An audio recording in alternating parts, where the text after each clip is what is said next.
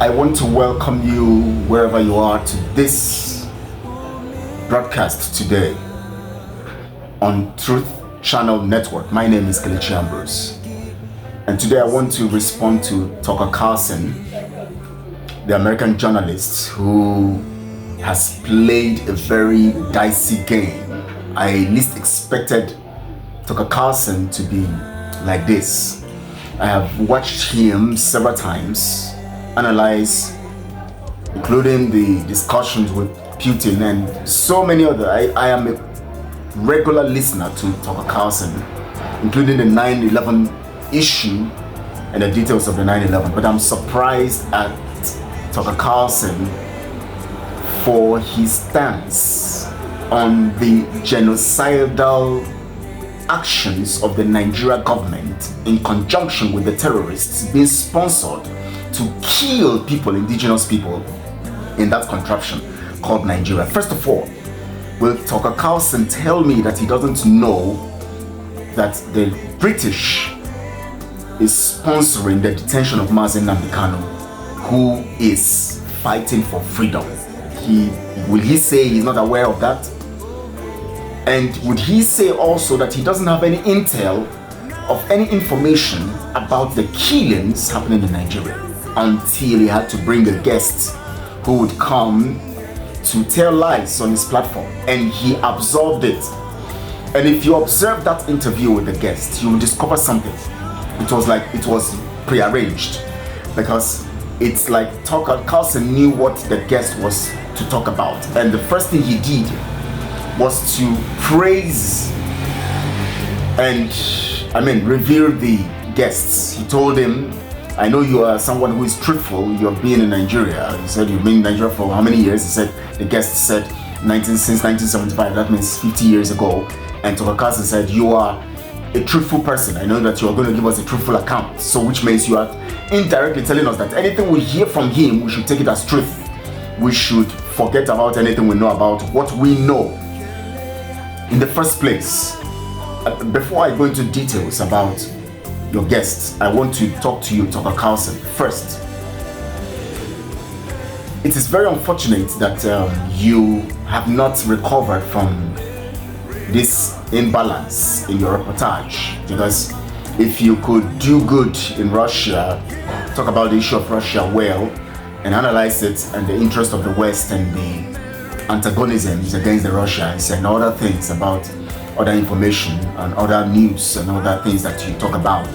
You talk about them well, and you refuse to do justice in Africa. Then you are not being fair, and you have not yet submitted yourself to true journalism and the good conscience we're talking about. And the surprise here is that I have always believed that you are a different person. That is why I've been consistent with your programs, but I'm surprised at this. And so today I've come to talk to you, Tucker Carlson, and also to question and to address your guests. I want to do that today. Tucker Carlson, you brought Bob Amsterdam to talk about the issue of Nigeria and the terrorism going on in Nigeria. But first of all, I want to talk to you. It was very unnecessary for you to have jumbled the issue of Nigeria with other issues like the issue of Ukraine and other things. In the first place, you have always talked about Ukraine. You've been talking about Ukraine for a long time, and you've talked about even the Christianity issue about Ukraine, and all the details of all the Armenia and other places. You've been discussing these things for a long time. The main talk now and the main discussion now globally is the issue of the terrorism against Christians in Nigeria. What I expected you to do was to focus on Nigeria in one particular video so that you can deal with the issue decisively. Not only talking with the people who are being accused, the government, or the people that you think would tell you what you want to hear, like Bob Amsterdam. You talk with people like Senator Ted Cruz and The victims, we have so many people. We have a pastor today who has been on social media pushing and talking about the killings in the north. Does Bob Amsterdam know more than him? I will give more talks about Bob later. But first, let me focus on you. Why did you have to trivialize the issue of Nigeria by bringing two guests and then bringing the issue of Nigeria as just something passive? By the way, let's talk about this. Because I remember, first of all, I sent a message calling on you to talk about the issue of Nigeria, because I felt that you would do justice to it. But I was surprised that you just made it as not a headline. You just treated it as one of those things you just tell somebody to talk about passively. And your guest Bob came on and you just asked him one question about it, and that's all. And then you concurred and you went forward. Is that it? Someone who is claiming to be standing for Christianity, someone like you who is claiming to stand for truth and justice, and you hear the heinous crimes you see on social media, several evidences of the brutality and killings, and you treated that issue the way you have treated it, the issue of Nigeria. Is that how? This shows that you are not just and true, because by their fruits you shall know them. How can you treat them? How can the issue of Nigeria would have been dealt with alone, and then you deal with the evidences? You don't bring someone who is politically connected to the Nigerian government to talk about it, who is Bob. That's not the issue. Look at him busy talking about foreign ministry. Are you kidding me? Foreign ministry, the government that is killing the people. Or haven't you heard of so many videos online, or seen so many of them, of the evidences that the Nigeria government is sponsoring, including the person? Like, you watch this, look at this picture. Look at the person. He's still in the government. Look at all their agents. They are all in government. The same people who have been talking about the issue of Islamization and all of that, and who have been talking about coming against or killing the Boko Haram and dealing with them. The people who have been working against it and talking against it and warning that nobody should do anything to them are still busy in government. And who then do you think is sponsoring Boko Haram and other people? And Dr. Carlson, you didn't see all of these things. You just treated this thing passively and brought it as one of the topics, one of the questions in one broadcast, and then treated it passively, and then that goes. No. I'm going to address every detail, and I'm going to show you videos of the things that will counter, and then go and make your own research. As a journalist, go and make your own research, because I'm disappointed that you sit in your office and you cannot research things, knowing how highly people place you. Dr. Carlson, you couldn't do your due diligence to make sure that if you are going to come talk about this matter, you are talking from a point of knowledge. Rather, you depended on Bob to come and tell you one thing, and before he started, the first thing you did was to praise him, boost his ego, and make us try to brainwash us to think that he's a just man, a truthful man, so he should tell us the truth. Why must you? It's unnecessary. Coming to tell us that I know that you are a just man and all of that. You didn't need all of that, because indirectly you are telling us now that anything you hear from him, take it. That you sold that program, you sold that video, you sold yourself cheaply there. Because for you to boost his ego and try to brainwash us to begin with, before you started interviewing him, it's dangerous. It's a sign that there's a compromise here. It's a sign that something is wrong. All of a sudden, not defending Nigeria, I don't have strong views in Nigeria, but Nigeria has become famous in the last week as a country in which there's Christian persecution going on. I think there's been a lot of conflict between Muslims and Christians in Nigeria for, my whole life. But all of a sudden, it's a kind of centerpiece of the conversation. What is the truth? You've been in and out of Nigeria for how long? 50 years. 50 years, 1975. Is that correct? Yes. a long time. So you know Nigeria pretty well. I do. What is the truth about what's going on? Well, and I ask because you've got credibility. You know the country, and you're spending the rest of your life defending Christians around the world. Tell me what the actual truth of Christian persecution in Nigeria is. Why didn't you allow him tell us himself that he spent his life defending Christianity? Why didn't you allow him tell us? Why must you say it before you begin to ask him questions? After asking the questions, after asking him the question you asked him, the next thing you have to say, you didn't wait for him to answer the questions. You are telling us that he has spent his life defending the interest of Christianity all over the world, and that he is a man of integrity, and that he's got credibility. Did you read that? You have asked him the question, allow him to answer the question, and then tell him that, okay, I've gotten your perspective. I'm going to find out more. I'm going to get more people to talk about this. Let's know what's happening. Let's really know what's happening. You think Nigeria matter is something you just ask one question and then it goes? Do you know the deep-rooted evil that is going on in Nigeria? Or you think we are on social media risking ourselves and talking about these things because we are stupid? I'm disappointed in you, Tucker Carlson, honestly. I never believed that you could be this shallow and, myopic and careless. This is mean of you, man. No, it's mean of you. Now let me come to your guest. He said Nigeria government is populated with Christians and Muslims. Let's listen to what he said. Tell me what the actual truth of Christian persecution in Nigeria is. Well, let's be very clear that the Nigerian government is populated by Christians and Muslims. Mm-hmm. All right. Now, and so, populated how? Christians and Muslims.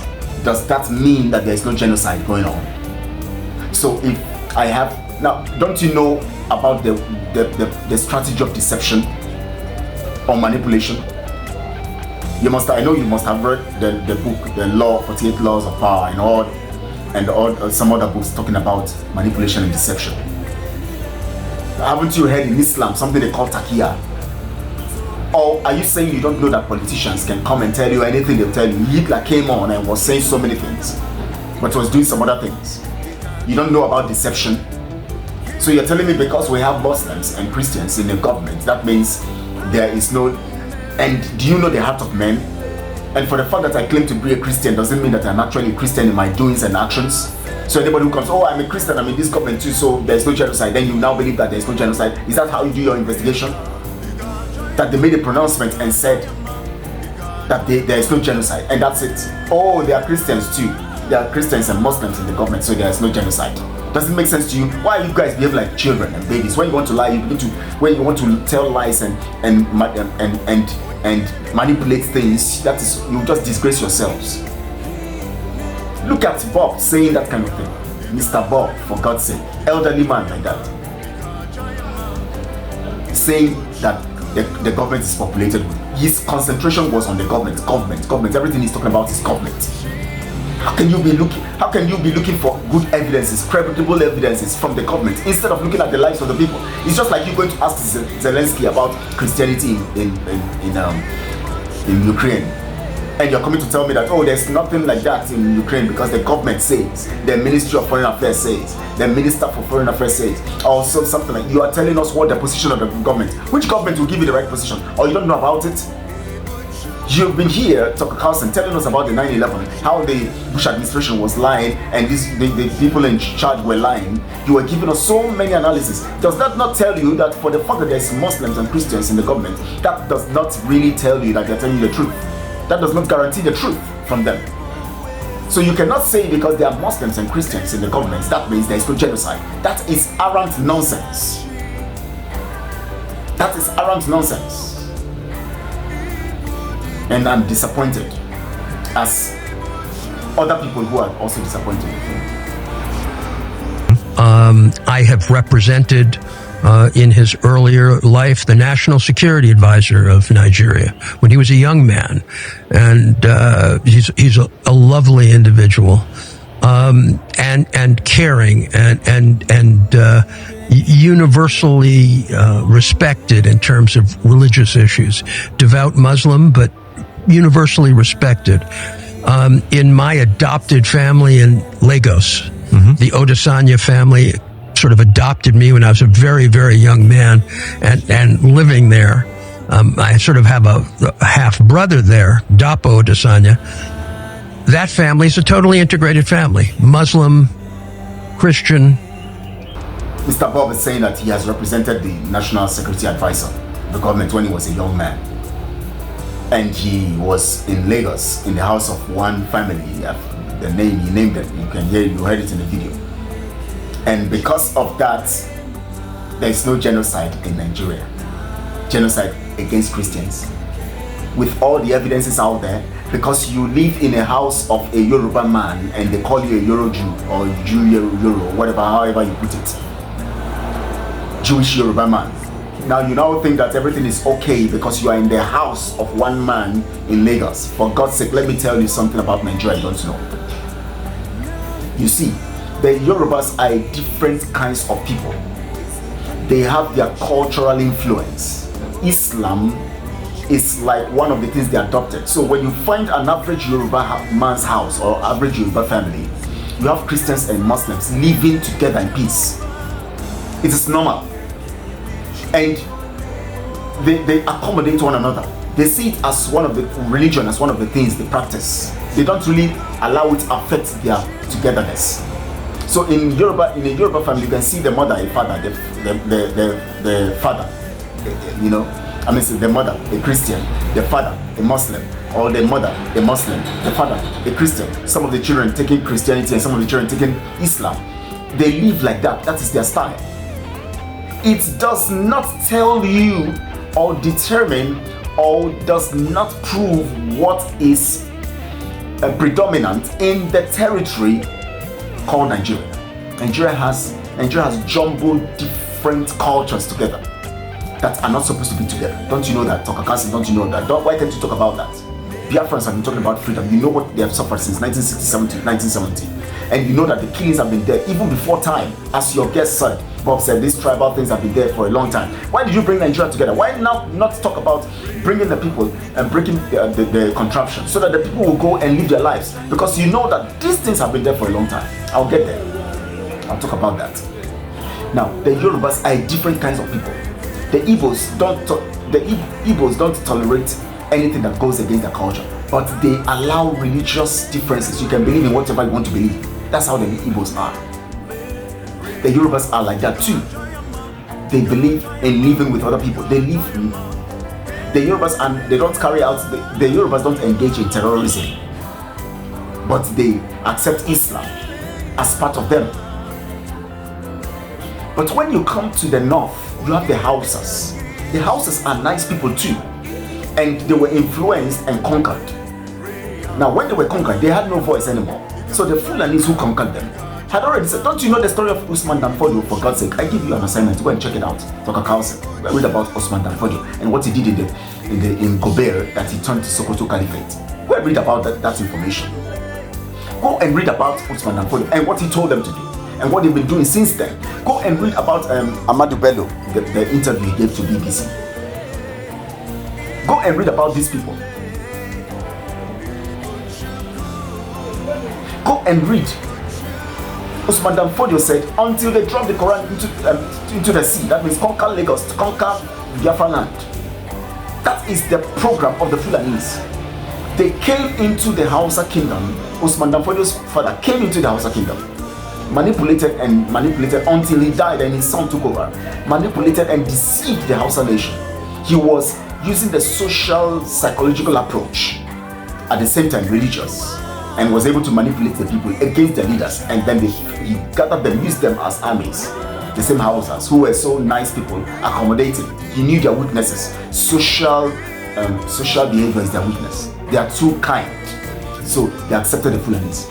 In the end, Usman Danfodio became a teacher of the then leader of the Hausa nation and manipulated the son. The son now, whom he taught, later became the king, was killed by Usman Danfodio and his men. After conquering the kingdom of the Hausas, he killed all the people that were with him, the people whom he brought together as soldiers to conquer his own people. Then he now put his own men, now set the house, the caliphate. That's how he established the caliphate. And the mandate is to take over every land under Nigeria. So 1992-93 in Kaduna, a riot broke out which they call the Zango Kataf riot. I was a young boy, very, very young then, and people were killed in scores. If you are not an Afsa person practicing Muslim in Islam, they were killed. Especially if you are from the southern part of Kaduna, the tribes from the southern part of Kaduna, they were massacred. It was called the Zango Kataf riot. And if the next thing they do is to burn churches, kill Christians, and then if they are done with that, then they focus on businesses that is for Igbo people, Igbo owned businesses, and they destroyed it. I grew up knowing that Christians are an endangered species in Nigeria. In the year 2000, when the Sharia riots, how many of you have heard of the Sharia riots? Hundreds of thousands of people were killed in Kaduna. I can remember vividly that we had to defend our house from people. They brought some Fulani boys and they faced our house. They were shooting arrows. They were stoning our zik. They spot our zik, shooting arrows. Even though I was a Muslim then, even though my father was a Muslim then, but because majority of the people in our compound were Christians, so they were willing to destroy every one of us because we're living with Christians. I can remember a particular church in Mando, for those that know Mando, in Kaduna, called Chapel of Redemption. That church was destroyed. And so from that time, anytime there's a little hanky-panky in Nigeria, the first target is churches and Christians. And this has prevailed for a long time. That even if there's a problem with in another country, the Muslim and the Hausas in Nigeria will rise up and begin to kill Christians. How many of you remember the miswatch crisis in 2002, 2001, 2002? That somebody threw a picture of Muhammad or something in France, long away in France, and they began to fight in Nigeria. Are you following me? Christians are endangered species. Now let me give you, and that's how it has continued. Scores have been killed, and they focus on regions where there is a mixture of both Christianity and Islam. If you look at states like Kaduna, states like Plateau State, states like Nasarawa, states like Taraba, states like Benue, states like Bauchi, states like Gombe, states like Borno. These are places where they focus on because they intend to eliminate every living Christian in that place. Anybody that debunks it is a total lie, because I have grown and lived in the north. I've spent 80 to 80% of my life in the north, so I understand this thing. Several times, I cannot forget the Sharia riot. We were running for our lives, even though we were Muslims, but we're still running, because as far as you are not of that ethnic group practicing what they practice, you are a victim. You can be burnt alive.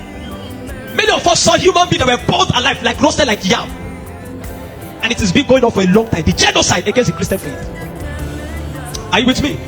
Many years ago, in Kano State, a man was beheaded, and anything they talk about that he said blasphemy. And guess who was the person that led it? The man called Sanusi Lamido Sanusi was the one that led him on, and they beheaded him. They killed him, man. They killed him and they put his head on the stake, and they were using it to parade the city. You understand of a woman also that is an evangelist, Evangelist Eunice, that was preaching about 2016 or 18 in Abuja, and they killed her. We cannot talk about a young girl called Deborah Samuel that was killed. I schooled in Jos, and for years the people of Plateau have been massacred. Riot breaking out every single time. The word that the moment anything happens, the next people that are victims are Christians. And it is unfortunate that all these years the government have not been able to do anything about it. But the agenda is deep. Are you with me this morning? Why am I saying? Because I don't want us to be an ignorant people. If we are ignorant people, they will control the narrative. And this is, let me tell you this truth, God will not come and fight for you. Remove that thing from your mind. If Christians don't rise up, pray from now till tomorrow. God is not coming to fight for you. Are you with me? Now, in the year 2009, Boko Haram started. Boko Haram started because of a section. It was a political movement. They created Boko Haram as a political talks to bring confusion into the government of Goodluck Jonathan, and to be able to, destroy any opposition, starting from Borno State, under the watch of a man called Kashim Shettima, which is now the vice president of Nigeria. Kashim Shettima and the other man, Ali Mohammed Sharif. These were the people that started the business of Boko Haram as a political talks to be able to oppose their opponents. But after a time, the ideology grew and they began to destroy. Now, it became a problem and they began to use it to destroy, bombing here and there. In 2009, 2010. As of 2010, a man led a meeting in Jos. Are you with me? He led a meeting that they were going to annihilate Christians within the locality of Plateau, Borno, Plateau, Bauchi, Kaduna, and Nasarawa. And they said they are going to perform jihad. they will bring jihad and they will go to kill. If the Islamic leaders are not willing to lead them, he is ready to lead the movement. I have the minutes of that meeting in my phone presently. Guess who is that person? Issa Pantami, that was the former Minister of Communication under Buhari's regime. And several times, these are people that are terrorist sympathizers. And that is why the Nigerian army has not been able to win the war against the terrorism. Because people have, the terrorists have infiltrated the Nigerian ranks, the army ranks, so they cannot win the war.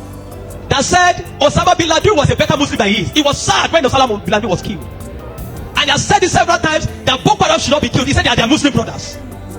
How do you win a war against terrorism when there are people high in government that are sympathizers to terrorism? How do you win that war? Now, there are 4 categories of insecurity or people that are causing insecurity. Number 1, you have Boko Haram. Number 2, you have bandits. Number 3, you have Fulani herdsmen. Now I'm going to show you how they are connected. Many people don't know. The Boko Haram and the Fulani herdsmen have one mission. The mission is simple: Islamize Nigeria. Come to a territory that are Christian dominated, kill everybody there, occupy their lands. Go to Benue, look for a community, kill them there, occupy their land. That's always me. Boko Haram and the Fulani herdsmen. Have you noticed that Fulani herdsmen they don't kidnap, they kill? There's hardly a place you hear that Fulani herdsmen capture that they say these are Fulani herdsmen. No, when they go, they kill. How do they kill? They kill with guns. You must now ask yourself, how does a Fulani man get AK-47? Do you know the cost of one AK-47? One AK-47 is over $1,000 something. Where will a Fulani man be able to obtain to be able to get one AK-47?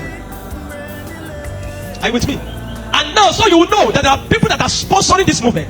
Then the Boko Haram and the Fulani, they go about Christian-dominated areas. You will understand that when this terrorism started in Nigeria, that only people that were killed were Christian churches. You will not hear that they kill anyone. It is Christians and churches. I remember in Kaduna then that churches began to look for security men to guide their churches in every service day. Otherwise, you can be in church and the next is boom, everybody dies. And churches that don't have money to hire soldiers began to use some of their members. I was a member of the security team in my church in Deeper Life in Kaduna in 2010. Because we don't stay in the church. Once I come to the church in the morning, we stay outside, moving around patrolling, because anybody can come and drop anything. So when Boko Haram started, the majority of Muslims, the Hausa, Northern Muslims, they were happy. I know of people that were celebrating it. If you see them crying today, I'll tell you why. At the initial beginning of this thing, they were happy celebrating the killings of Christians. They said they are purging Nigeria of RNA. It was majorly on Christians and Christian-dominated areas. But when it comes to 2014, the man Buhari and APC that wanted to overthrow the government of Jonathan, by all means, decided to employ mercenaries from Niger, from Chad, from all those Fulani, from other African nations where they are Fulani, and they brought them into Nigeria. What was the goal? The goal was that if Jonathan does not concede defeat in the election, they will go to rain hell on Nigeria. So they brought in these mercenaries and they equipped them with rifles, the Air-Rufais, the Buharis. Are you with me? The Air-Rufais, the Buharis. Every one of these people called APC, they brought in mercenaries and armed them in the bushes and told them to wait. The moment Jonathan did not concede defeat in the election, they were going to start. But unfortunately for them, Goodluck knew of the assignment. He got intel about it, and because the man said he said his ambition does not worth the blood of millions. So the man conceded defeat and left. And so they declared APC winner. Now, you have already brought people from different parts to come and fight. But what they wanted to come and fight from did not achieve anymore. So now they left those people in the bush. They left them with guns and ammunition in the bush. And when Buhari became the president, he abandoned them. Instead of them to settle them and let them go back, they abandoned them. And the people saw Nigeria as a place that is good. And the people decided to remain in Nigeria. Those are the people that started bandits. Before, we don't have anything like bandits. Banditry started under the watch of APC, under Buhari, because they were the ones that brought them in. Kidnapping, because they needed to survive. So they started by kidnapping. And they started by kidnapping. And they started by kidnapping. And they started by kidnapping. Over time, now you understand that there are certain parts of this nation where there are mineral resources. Don't be an ignorant Christian. Follow me. Don't be an ignorant Christian. Don't be in a nation where you don't have understanding of what is happening. Now, there are some parts of Nigeria where there are good resources. And so, and this is have been illegally mined by elites, the military generals, the oligarchs, the people that are the leadership of the North. They were mining these resources, and the money does not go into the federal government account. So what they do is that they employ the services of this banditry to create two things. Number one, to create diversion. So when you go to Zamfara, that's why you hear that they say there is killing in Zamfara now. It's because of the Ilema gold mine. There is gold in Zamfara that they are mining. And so these bandits that are already in the bush, some people collaborate with them, partnered with them, and told them to see, keep creating confusion, create chaos. But you keep creating chaos, the Nigerian state and the people of Nigeria will not be able to focus on the illegal mining. They'll be concerned about the insecurity. So the insecurity is created as a means of diversion in the north. Are you following me? It is created as a means of diverting the attention of the military and the Nigerian populace from being able to focus on the illegal mining of resources. And any part of the north where there is resources, you find out that insecurity there. Recently, it has started in Kwara because there's a great amount of lithium in Kwara too that they have discovered and they're mining. So they partner with the Chinese because the people that do this illegal mining are the Chinese. They partner with the Chinese to be able to. So the bandits became the security men of Chinese and all those people to protect them. So that while they are mining, they can begin to cause chaos. Because while the people are mining and they are causing chaos, nobody will be able to focus on what the Chinese are doing and those people illegal mining. Every single day to this moment, I'm telling you, they are mining in those places. And they will take it to an airfield in the bush and fly it out of Nigeria. They are making billions of dollars from it every day while people are being killed. That is why you now hear that Muslims are saying that they are killing Muslims too. What you have, it is what Buhari created. The APC level administration created. The banditry they created is what is affecting the north now. Because the people they brought to come and kill Nigeria in 2015 did not succeed because good luck relinquished power to them. And now the people have become thugs. They have become tools to be used in the hand of men that are using them to secure their illegal gold mines. And that's why you kill them. That's why you hear that they say they are killing Muslims. Now, the Christian persecution and genocide has been there. So you find out that the other part, the Muslim and the Fulani keep going around killing in all those parts. And the Christians and the churches have been silent for too long. This evil has prevailed in Nigeria because the righteous men have been too quiet. If we're ever going to win against insecurity in Nigeria must do two things. Nigeria must do. Number one, Sharia law must be completely abolished in Nigeria because Nigeria is not an Islamic state. Why will Nigeria, some part of Nigeria, be practicing Sharia?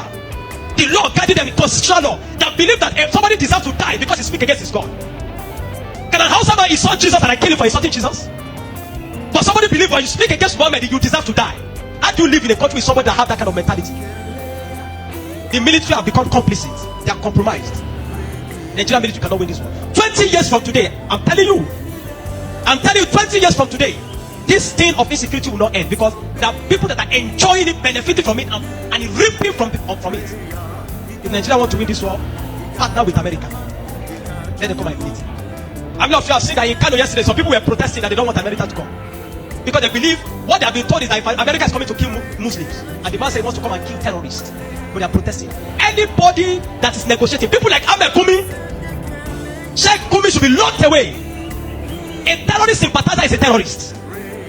A man that believes that you are not supposed to kill a terrorist is himself a terrorist. A man that believes that we should go and negotiate. How do you go and negotiate with terrorists? Because you see, terrorists are not just criminals. They are working with a wrong ideology. A man that believes that killing he has nothing to lose. How do you negotiate with a man that believes that killing himself is going to meet their God in heaven to collect 72 virgins? How do you negotiate with such a person? A man like Sheikh Gumi should be locked away. A man like Ali Mohamed Shari should be arrested. You want to win against terrorism, you must go brutal. No nation win against terrorism by pampering them. The custom is taking rice, seizing rice from Nigeria and taking it to terrorists in the bush that they need to take care of them because they are human beings. No. The moment you have become a terrorist, you see that taking the life of your fellow human being is nothing, is to please a God, then you don't deserve to live. Children of God, I'm not going to ask you to pray because this is not a period of prayer. This is a period of action. Reverend Dr. Ezekiel from Jos, the man that have been speaking, have created attention. Not for once have they invited the man for interview because they don't want to give the man any airtime. But you see, any little thing they will call Gumi and give him microphone. Gumi, they are inviting Gumi up and down. The media is complicit. The Nigerian military are complicit. You can't win war with this Nigerian army, not because they don't have the capacity, but because they are compromised. Buhari created banditry. The people like Gumi and the rest of them, they are the people that facilitated the idea of Boko Haram.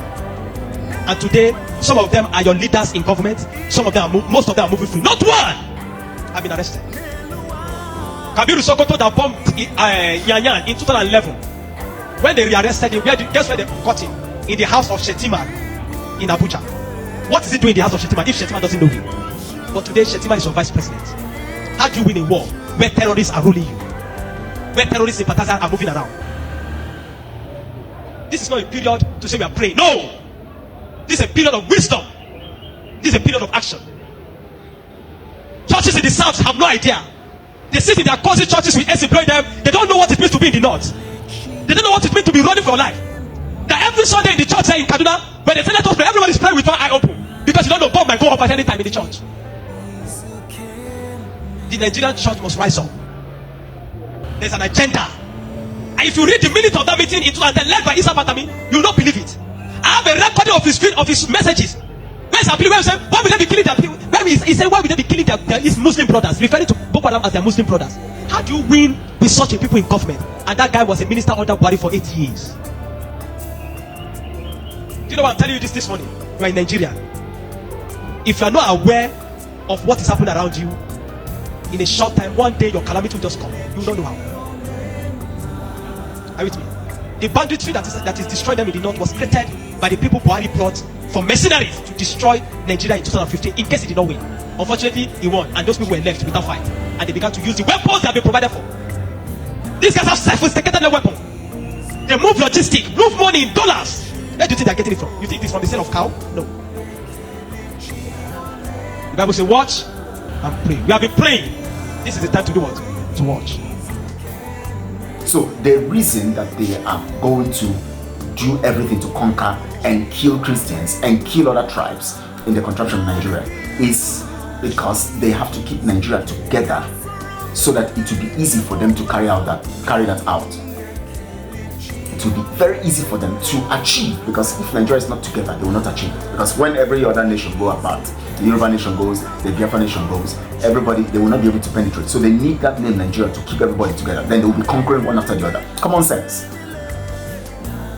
And you're saying that because you are in one family house in Lagos and they live nice, they are nice people and they are like that and all of that, and then you conclude that yes, that is what is happening. The Fulanis are not tolerant people.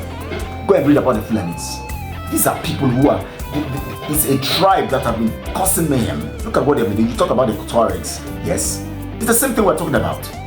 So how do you now interpret or define or conclude that because you lived in the Yoruba house and this kind of treatment were meted to you, nice, lovely, and then you now think that there is no genocide in Nigeria? What kind of talk is this, for God's sake? What is wrong with us? I was always teased that I was a Yoruba, which is a Jewish Yoruba. But, I mean, there have always been tribal conflict.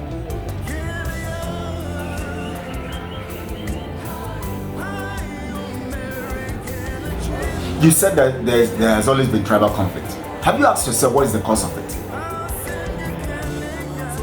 What is the cause of the tribal conflict? Nigeria. Because the Fulani man can move from the north to the south.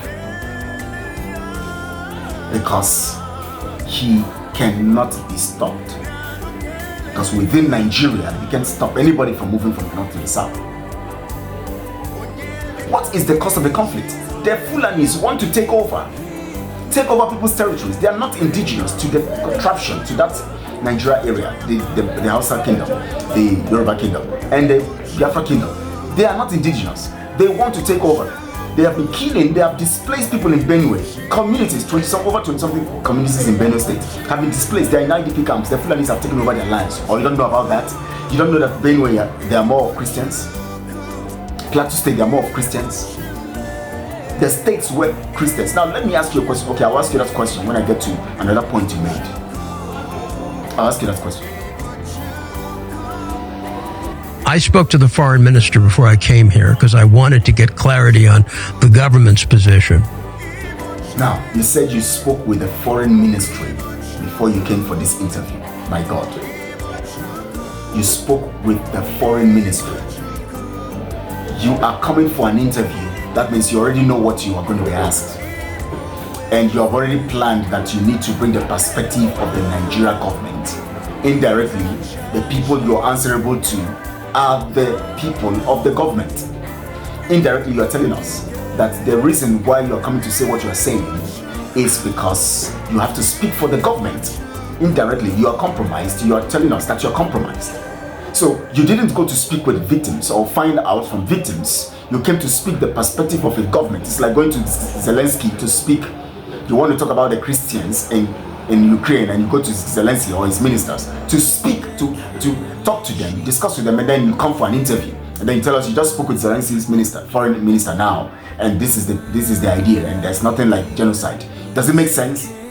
You are coming to talk to people, a nation of people angry and bitter and so much pain about the killings and things that are going on, things that are going wrong in the society.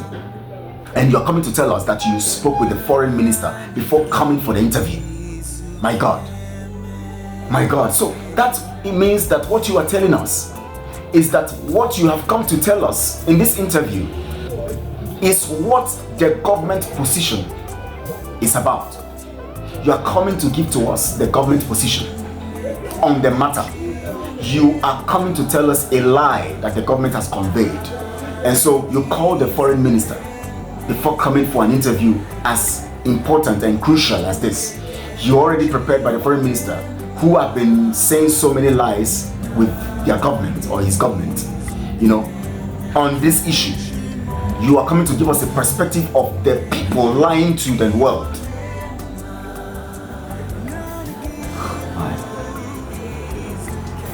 That means you have been prepared by them to come and lie in this program to us.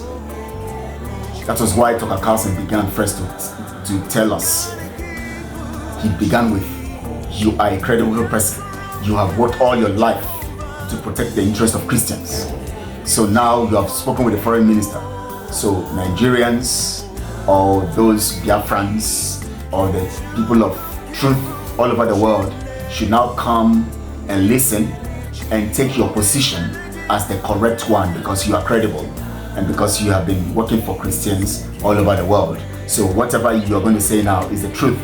You are trying to undermine what we know, the land we live in, because you stayed 50 years in Yoruba land in Lagos, staying in the house of politicians and sitting in the place of politicians and coming to tell us what is happening all through the nation.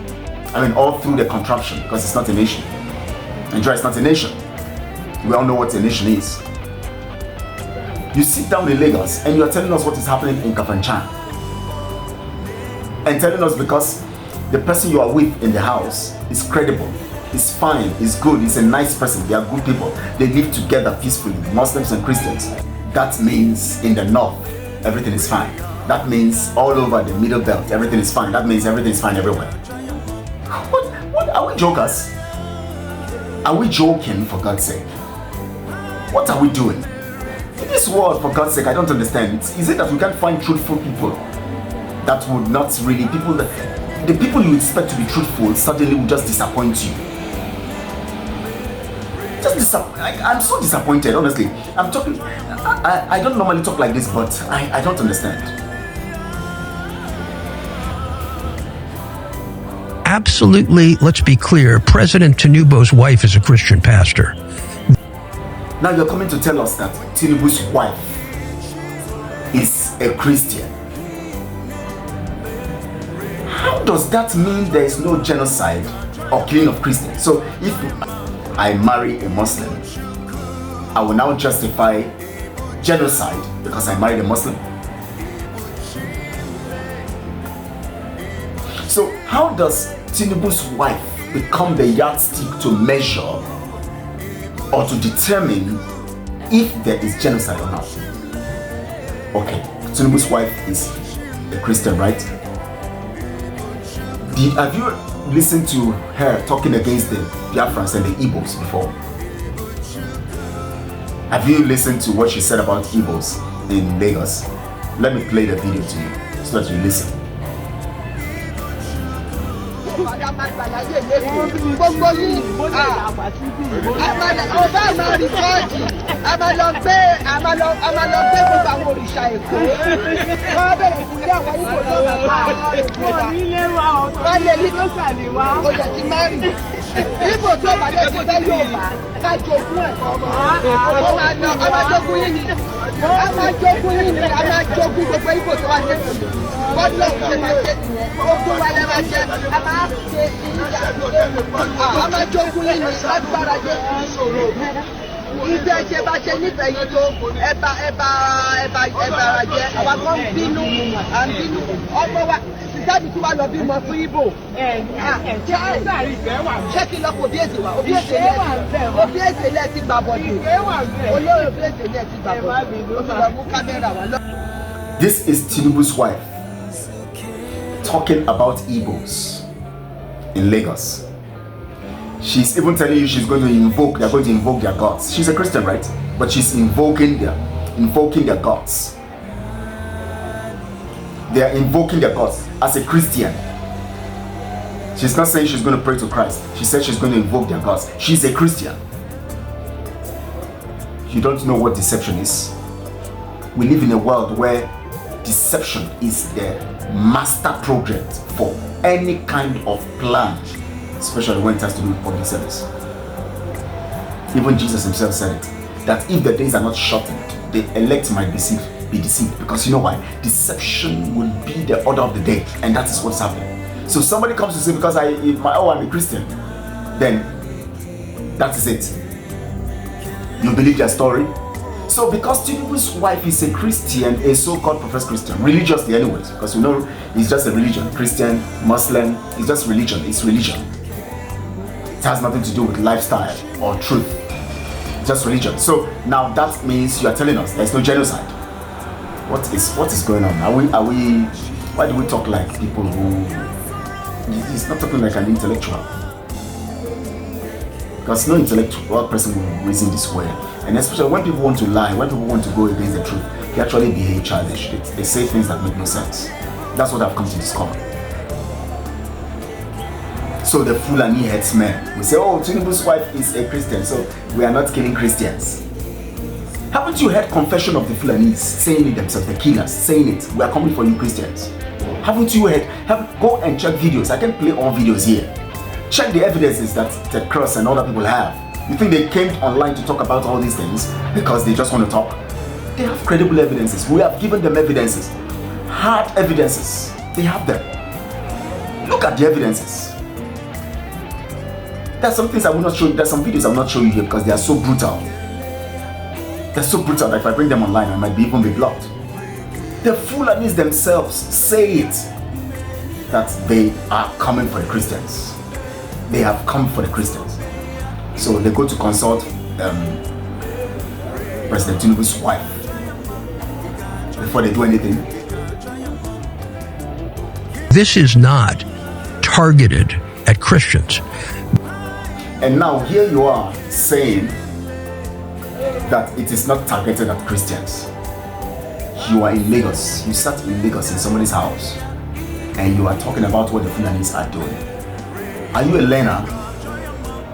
You don't know about the Fulanis.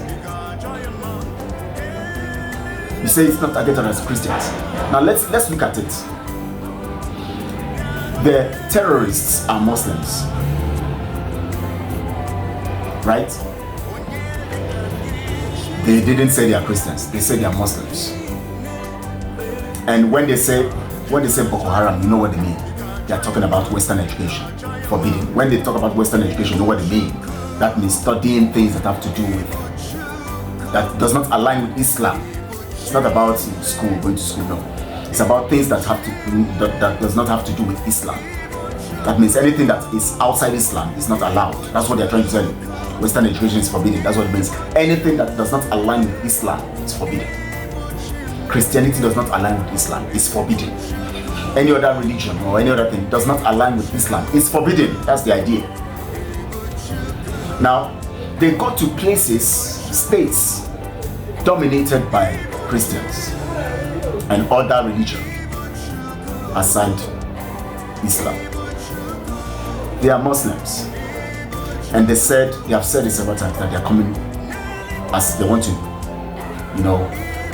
institute and enforce Islam on every territory. That's what they have said. By saying that you are declaring every other thing forbidden means that you want to institute your own. And they have said they are going to institute Islam, enforce it all over, kill as many as they're going to kill, and force others to compromise, or to not even compromise, to bend, to become Muslims and become their slaves. Now, with common sense, who are going to be the targets? Who are they going to target? Are they going to target fellow Muslims? Yes, we know along the line, some Muslims might be casualties. The target would be the people who are not Islam, or who are not Muslims, or of Islam. It's common sense.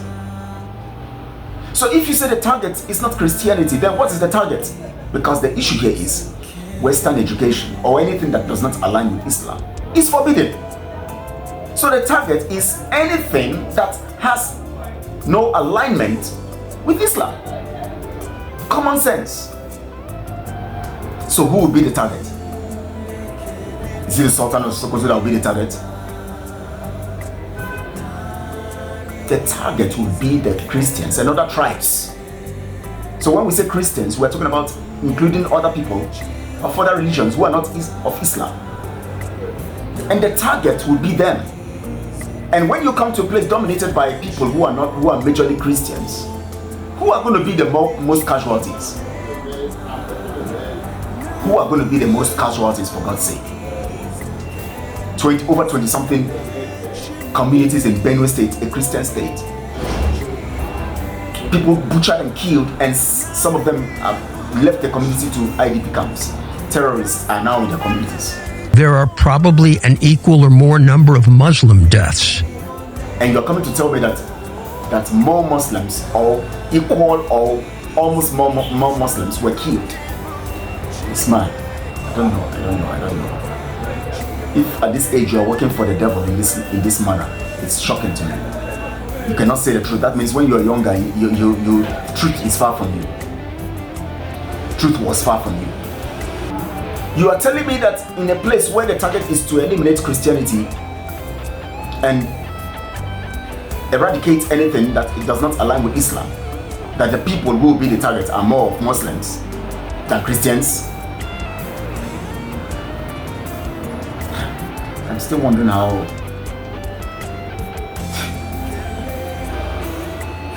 equal or more number of deaths of Muslims.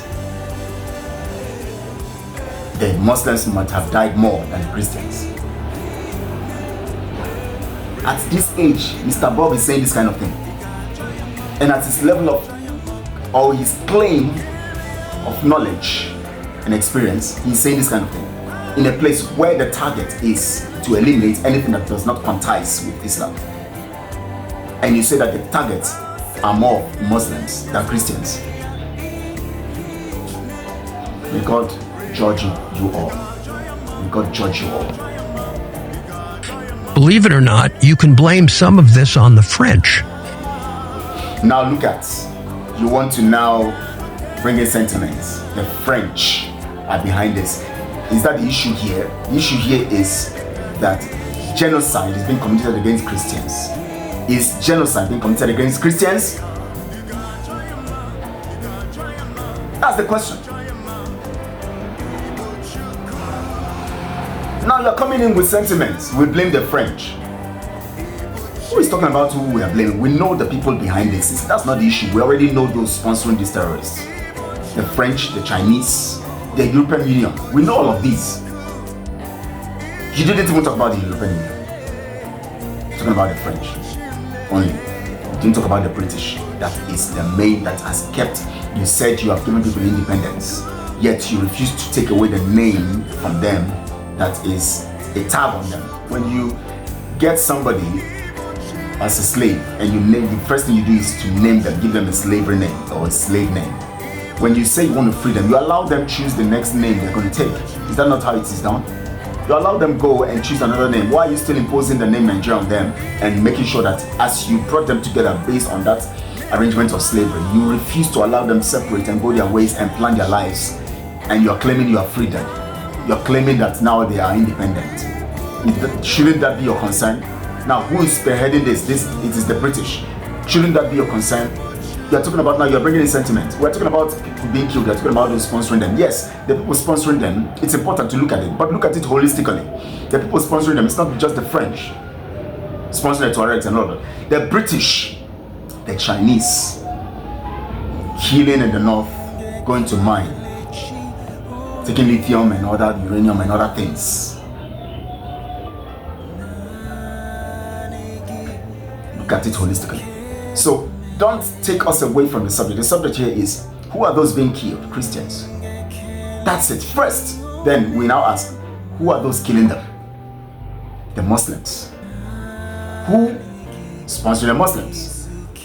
The Arab nations and other nations like in the EU and all of that, and the Chinese. This is how you take it step by step. So deal with the first matter. Accept that there is genocide against Christians and other tribes. Accept that fact. Come and tell us it's just tribal clash. What's causing the tribal clash? It's not the same thing we're talking about. It's not religion. They had a massive force in the Sahel. They armed the Tuaregs, which are a notoriously aggressive tribal group. That arming has led to mass killings of Christians. The fact that when Libya blew apart, a massive amount of arms went down to Boko Haram can't be denied by anyone. There's a massive force in the Sahel. Who put the force there? It's not the same people we're talking about. Who are the force there? Are they Christians? The terrorist groups are the Christian groups. They are not neutral. They didn't say they are neutral. They didn't say they don't belong to Muslim and Christian or Christianity. They said they are Muslims. So who should be the target? Not Muslims. Common sense. I want to make common sense to you, because since you don't want to reason, you don't want to apply common sense, let me make common sense to you. If I am claiming that I am a Muslim and I'm coming to attack, I won't attack Muslims. I will attack Christians and other people. Because if my mission is to eradicate anything that is not Islamic, then it simply means that the people I'm going to attack. If a Christian says he's going to preach the gospel, who is he going to go preach to? Is it the people who are born again? No. He's going to go for those who are lost, according to scripture. He's going to preach to people who have not given their lives to Christ. That is the target.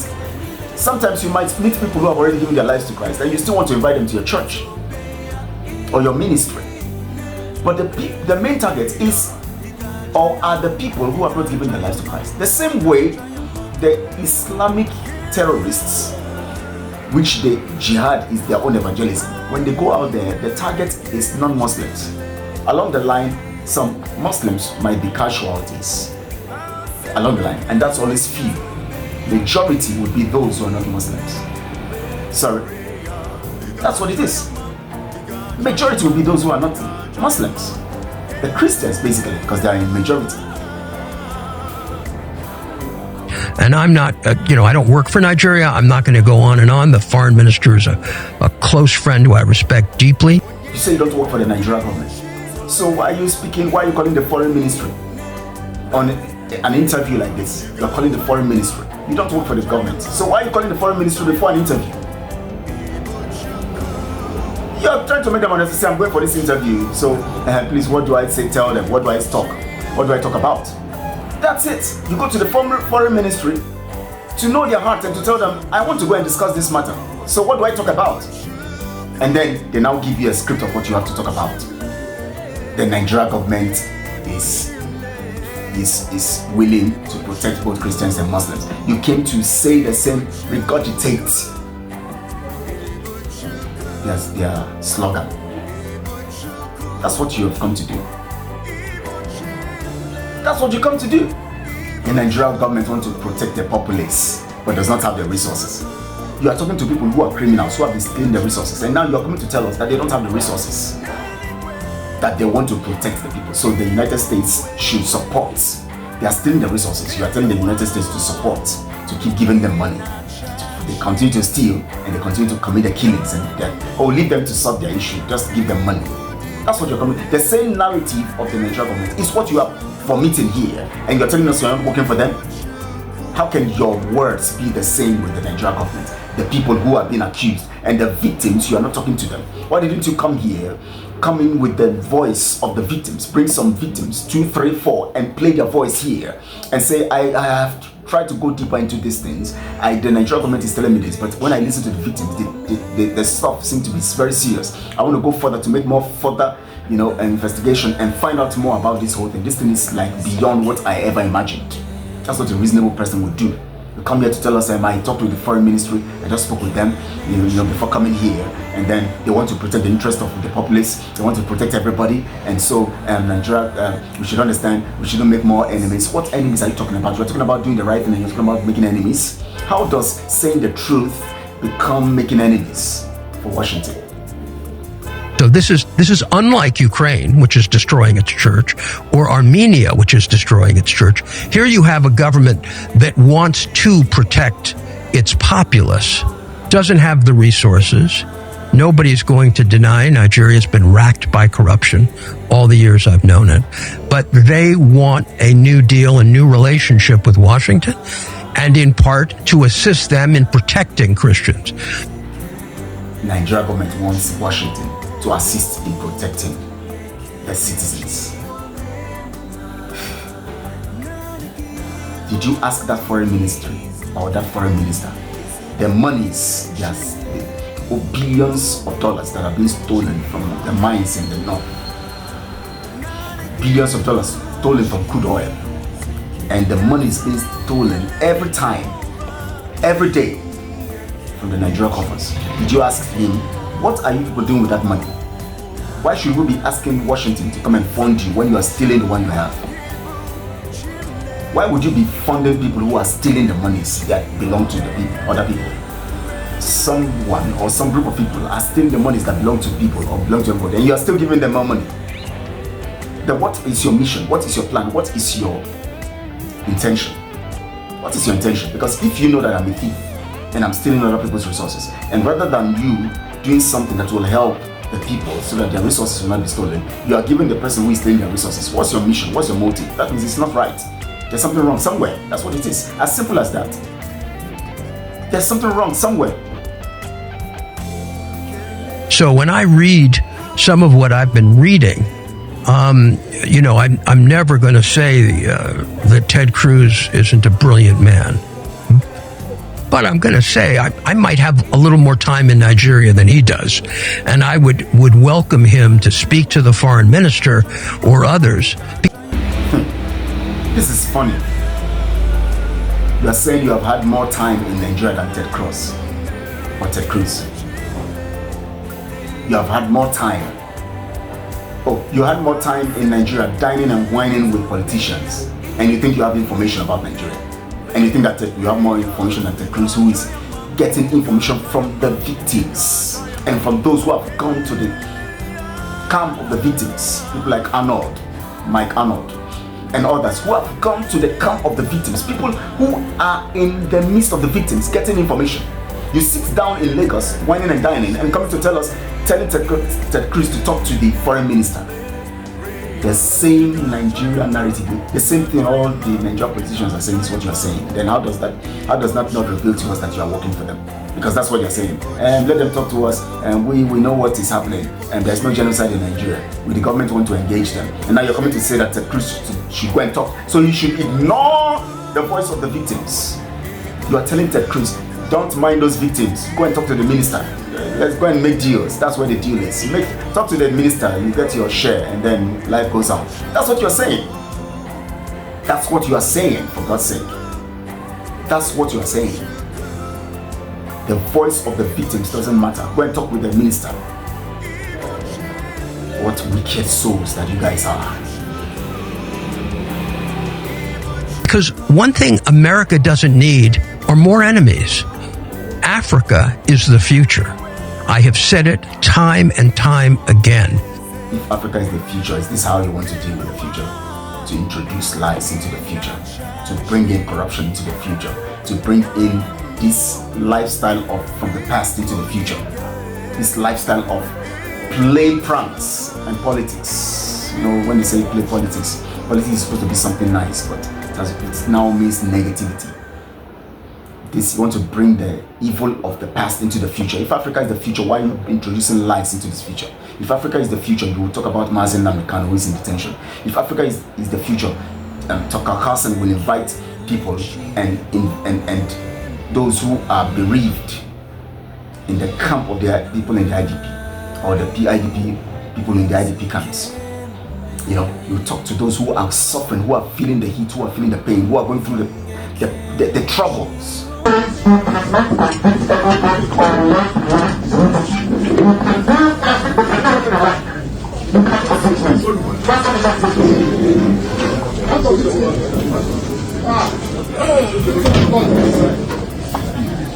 you don't do something, you will do it. And you're just sitting on the And you wonder why God cost you people. Useless black people.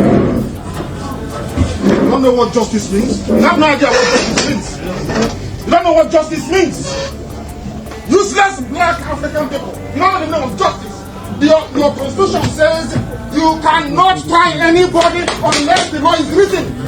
Show me the written law. Show me the written law. I want you to written law. Don't touch me now. Show me the written law. Are you okay? Don't go close. Don't try that rubbish. Don't try it. Don't try it. Go ahead and say. Don't try that rubbish. Don't try that rubbish. Useless people. You don't know law. You don't know law. Your own constitution you don't respect. Supreme Court judgment you don't respect. Then why are we in the court of law? Why are we in the court of law, I ask? Nonsense. If you think Britain can ask you to jail me and you jail me, you are dreaming. You are dreaming. I'm telling you that you are dreaming. Nonsense. You would be concerned about Mazen Namikano held in detention without any cogent law to try him. Yet he's been held. 20th of November, they're going to give verdict. Their verdict, according to them, their judgment. They have convicted him already from no law, based on nothing. And you are here talking about the future of Africa being the future. Is that how you want to play with the future? We don't need people like you in the future. We don't need people like you in the future of Africa, because you would corrupt the future and the future will become like the past and become worse, because when a new thing comes into the old, it gives you another level of evil. That's what it is. I decide to make this strictly for Tucker Carlson to listen to and send to you, Mr. Bob, so that you will listen and begin to change your ways. Because I thought Tucker Carlson is standing on the path of truth. So all these things are just deceit and manipulation. That's what I see now. That's what you make, unless if you can change this otherwise, if you can make me believe otherwise, by doing the right thing. Because coming to play this kind of game about what is happening in Nigeria, it shows the level of insincerity and evil. I can tell you. I don't hide speaking the truth anytime. And my people know that. We stand on the path of truth. We are whiter than white and whiter than snow. Whatever is true, we bring it out. If it affects the Yorubas, I'll say it. If it affects any tribe, I'll say it the way it is. If it affects America, I'll say it. If it affects Russia, I'll say it. I know the role America is playing in Russia. I know what Russia is doing right and what America is doing wrong. I know all of that. Yet I still love America. But yet I stand against it on the issue of Russia. Because you know why? It is the truth that matters, not because I have a pal or a friend or I have family members in America. Oh, America is always good. No, Russia is the evil one. No. Because you sat in Lagos and sat in the house of Ogunsa or whatever you call them, the family of politicians, and you sit there and you wine and dine, and then you now conclude, begin to give us the perspective of the foreign minister. What? Look at you, all you are talking about here is foreign minister. Lord have mercy, on an issue as critical as this. Who is he? He's just one person in the whole of the contraption called Nigeria. He is more important than any other person. You're coming to bring the idea of the prime minister. He's a nice man. He said, go and listen. Now let me play El Rufai's stuff to you. He was the former governor of Kaduna State. Listen to what El Rufai is saying. If you don't understand, tell someone who is Hausa, who understands Hausa, to interpret to you, or you look at the footage you send and understand, what it is, what he's talking about, and hear the evil. This is a governor of Kaduna State, and hear the evil they have, the plans they have with Tinubu and all of that. Listen to it. Nasiru El Rufai has been accused of wanting to set Nigeria on fire with his utterances. The chieftain of the All Progressives Congress in Plateau State, Samuel Kwamko, made the accusation after a video in which El Rufai allegedly stated that he deceived Christians during the course of the electioneering campaigns, that the APC Muslim ticket was not for religious dominance, when in actual fact the tickets, both nationally and at the state level, were for Islamic dominance. In the video, which has since gone viral, El Rufai is reported to have also said that the victory of Bola Ahmed Tinubu had silenced the Christian Association of Nigeria, adding that he will sustain an Islamic-dominated government for 20 years and unending, not only in Kaduna State, but in Nigeria at large. Kwamko, who is also a former national director of the Christian Association of Nigeria, while reacting to El Rufai's comments, expressed disappointment at his classification of citizens of his state as them versus us, which to him meant that the former governor cannot be exonerated from the wanton killings, demolition of houses, and places of worship of Christians in Kaduna. Well, let's take a listen to a short clip of that video before we come back for a discussion. Duk da taron dangin da aka yi, duk da addini da aka yi amfani da shi, Allah ya ba Asiwaju nasara. Abinda muka samu muka yi a Kaduna yanzu an yi shi a ƙasa gaba daya. Babu wani makaryaci da zai zo ya ce, zai fito ya ce shi zai yi siyasa na Kiristanci ya ci zaɓe. Peter Obi ya yi ga inda yake. An yi maganin wannan, dole suka yi tun da Asiwaju ya ci zaɓe kan tsit. To da haka ne za a samu zaman lafiya a ƙasar nan. To shi ma ka gani aka sake aka ƙara sai komi sai ya. Wallahi abinda muka yi kenan, kuma ni da wasu daga cikin mu a ganin mu mun gama aikin. Our leaders who are making noise in Abuja, they do a lot of things that are not reported in the media about the North. Have we seen it in the North that it is quite impossible? Last year, I met a girl from Gwoza local government in Borno State, who obtained 277 in a UTME, and was trying to obtain certificate of citizenship from liaison office of Borno State in Abuja here. And could not. They told her to go to, because she is originally from Gwoza, is from an IDP camp. She only managed to get that mark. Was not admitted at the University of Abuja here, I am telling you. Wow. But while trying to secure admission to read law at the University of Abuja, she went to Borno State Liaison Office in Abuja here to obtain... that she's an indigent. An indigent of Borno State. They told her to go back to Gwoza to obtain the certificate, but they were giving the same certificate to Muslims from Borno State in the same office before her very eyes. Wow. A police officer got there and said, this is how I have to use another Muslim person to obtain a certificate for me in this office. A serving police officer, female serving police officer that I met. So there are so many issues. Let me tell you, even immediately, the problem that Mr. President should note, even in the North, that are not in the media at all. There is a local government in Bauchi State that is Christian dominated. They call it Tafawa Balewa local government. Okay. You know that under Issa Yuguda as governor, he should hear this. Okay. They unilaterally relocated the headquarters of local government listed in the constitution to Bununu. From Tafawa Balewa to Bununu. And the only Christian member of the House of Assembly in that place, only Christian member, a female Christian member of the House of Assembly, was suspended for criticizing that illegal relocation by the State Assembly. She was suspended, and that was barely a year after the inauguration of the session of their State Assembly. They suspended her till the end of that session for 3 years. Wow. You know that what you will not read in the media was that they took the case to court. The State High Court sided with the state government against the Constitution. The ruling party is the direct sponsor of terrorism and insecurity in Nigeria. My name is Martin Onovo. I said it. APC is the direct sponsor of insecurity and terrorism in Nigeria. Ask me for the evidence. We have it, the authority of retired Colonel Nyam, that the Fulani headsmen repelled in Ogoja were using Nigerian army rifles from the barracks in that vicinity, and that the soldiers came to collect the rifles back. Now, who is the commander-in-chief of the Nigerian Armed Forces? Has the security come to stay in Nigeria? The security cannot come to stay. Security has come to stay with the present government. And the present government cannot last forever. It will not last forever.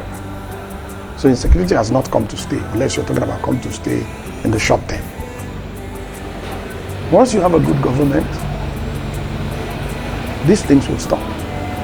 Kawu Baraje Alhaji was a leading chieftain of the APC, and he has confessed that they imported the foreign mercenaries who have become bandits. He has confessed. How much more evidence do you need? He has confessed that they imported them for the elections. This is public. Why is the media not following up?